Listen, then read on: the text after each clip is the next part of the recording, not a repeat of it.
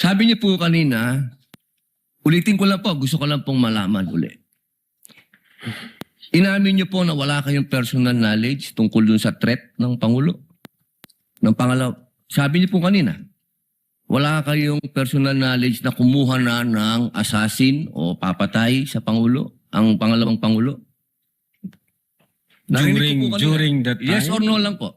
During that time, ongoing ho ang validation namin, So, sir. ibig niyo pong sabihin ngayon, meron na kayong personal knowledge na meron na kayong... Hindi po, ongoing po ang validation. At sabi ko nga po, ang makakasagot po niyan, yung intelligence service namin at ang director po namin, sir. So hanggang ngayon po, wala pa kayong personal knowledge? In so far as the cybercrime division is concerned back then, Hindi po, ongoing ngayon po, ho yes yung or no po? Ngayon po, sir, mahal naming saksi, ngayon po.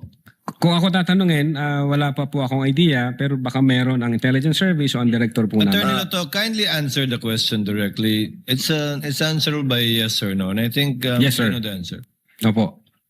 Well, ako personally, wala pa po, sir. Yun lang po. Maraming salamat.